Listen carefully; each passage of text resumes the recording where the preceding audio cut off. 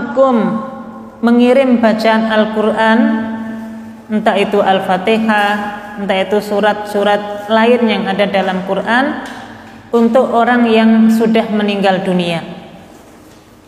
Apakah kirim bacaan Quran untuk orang yang sudah meninggal dunia ini sampai manfaatnya untuk si mayit ataukah tidak?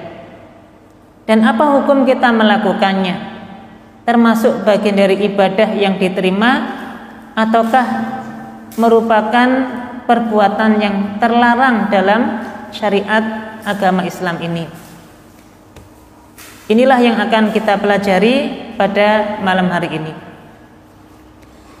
Yang pertama, Bapak Ibu, sebelum kita menjawab tentang hukum-hukum tadi, yang pertama kita akan pelajari dulu bahwa ibadah di dalam Islam itu terbagi menjadi 3. Ada yang pertama dikenal dengan ibadah jasadiyah mahdhah, ibadah murni badan.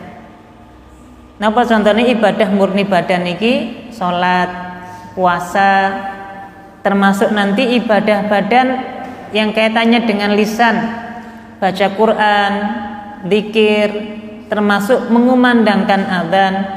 Ini termasuk ibadah jasadiyah mahdhah, ibadah murni badan.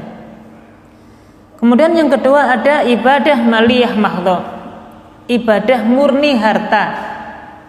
Ibadah yang kita lakukan sumbernya dari harta yang kita miliki. Infak, sedekah, zakat, niki termasuk kategori ibadah maliyah, ibadah harta. Kemudian yang ketiga, al-jam'u bainal maliyah wal jasadiyah. Ibadah yang kita lakukan gabungan antara ibadah badan dan ibadah harta. Napa contohipun ibadah gabungan niki? Haji. Ibadah haji itu membutuhkan dua-duanya, fisik yang sehat, bekal yang cukup, harta yang cukup untuk berangkat sampai pulang, bahkan untuk biaya orang-orang yang ditinggalkannya. Maka ibadah haji, ibadah umroh ini ibadah yang menggabungkan antara ibadah maliyah dan ibadah jasadiyah. Termasuk nanti dalam bab fikih ada namanya babul jihad. Bab jihad itu juga termasuk ibadah yang menggabungkan unsur fisik dan unsur harta. Karena orang yang berjihad fisabilillah tentu butuh fisik yang kuat. Berperang melawan musuh butuh fisik yang kuat. Butuh harta karena butuh senjata, butuh kendaraan untuk berangkat berperang. Maka ibadah ini baru bisa dilakukan kalau memenuhi sumber dua-duanya, yaitu harta dan fisik yang kuat. Nah, jamaah yang dirahmati Allah, apa kaitannya pembagian harta ini dengan bab yang akan kita pelajari? Para ahli ilmu menyebutkan bahwa ibadah yang bisa diwakilkan, sepakat para ulama itu satu, yaitu ibadah maliyah. Jadi ibadah maliyah itu ibadah harta, infak, sedekah, zakat. Ini ibadah yang bisa diwakilkan pelaksanaannya. Sehingga misalnya ada seorang yang punya harta banyak, kemudian sudah sampai haul dan nisabnya. Bisa jadi dia belum balik anak kecil, tapi karena ini ibadah harta, maka tetap kewajiban hartanya ditunaikan.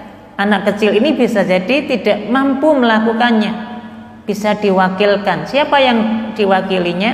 Orang tuanya, atau mungkin awalinya dan seterusnya. Maknanya ibadah ini bisa diwakilkan. Bapak Ibu misalnya mau membayar zakat fitri, nggak bisa langsung menyampaikan, Pak titip ya, tak wakilkan jenengan saya zakat fitri ke masjid ini atau ke panitia ini. Boleh atau tidak? Boleh. Maka ibadah harta itu boleh diwakilkan. Adapun ibadah fisik ini secara hukum dasarnya nggak boleh diwakilkan. Sholat, napa nanti Bapak Ibu nitip sholat kangge jamaah lintu, Pak kula kok radi aras-arasan titip nggih sholat teng masjid. Angsal utawa mboten? Mboten angsal. Keranten niki ibadah jasadiyah mahdhah.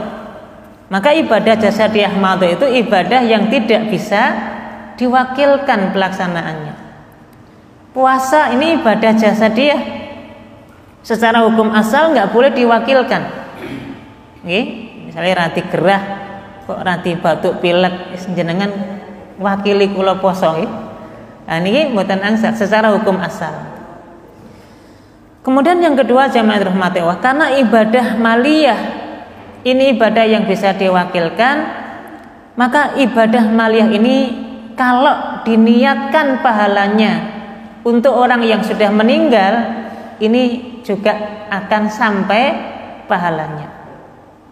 Karena ibadah maliyah, infak terutama atau sedekah ini, kalaulah misalnya kita berinfak sedekah, kemudian pahalanya kita kirimkan untuk orang yang sudah meninggal, sampai atau tidak pahalanya? Sampai. Bermanfaat untuk si mayit, karena ibadah maliyah ini bisa diwakilkan pelaksanaannya. Sehingga karena ini bisa diwakilkan, ibadah infak sedekah itu kalau pahalanya kita niatkan untuk si mayit yang sudah meninggal, maka bermanfaat dan sampai kepada si mayit pahalanya.